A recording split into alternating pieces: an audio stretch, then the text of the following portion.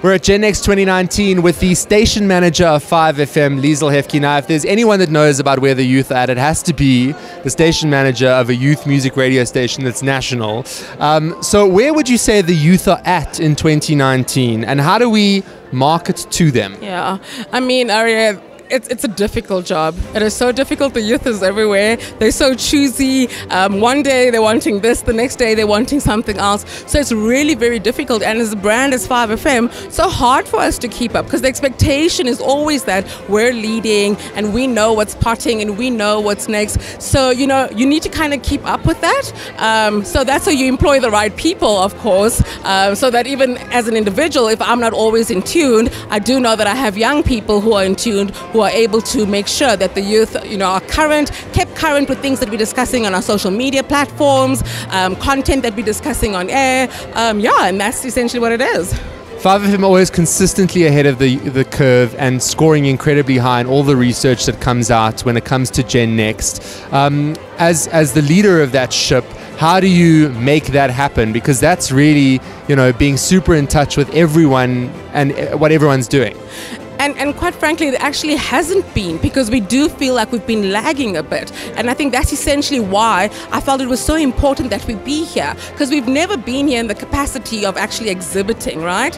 But the 2-3 years that I've been here, and then I hear being announced, coolest radio station, Ukhozi FM, coolest radio station, Umhlobo Wenene FM. And I'm like, wait a minute, what's happening here? You know, because it's not supposed to be like that. And that's my sister stations, and I love them dearly. But when you think 5FM, you think cool, we're synonymous with cool, and therefore we should be the station that's being announced, you know. And for many years prior to that, we were announced. I think consecutively for 7 years we won coolest radio station awards. So you kind of need to sit back and say, so what went wrong? What shifted? And yes, we know that parents influence their kids a lot. So when parents are driving in the car, they tuned into Umhlobo Wenene, they tuned into the Metro FM, you know, who has been winning consecutively for the past couple of years. So for me, it's a case of, let's get there. Let's get into the faces of the youth. Let's get there with people who are quite well known. And that's why Thando Tabete is going to be broadcasting from here, so that essentially 5FM becomes top of mind again. And yes, we're doing a lot of things all over the country,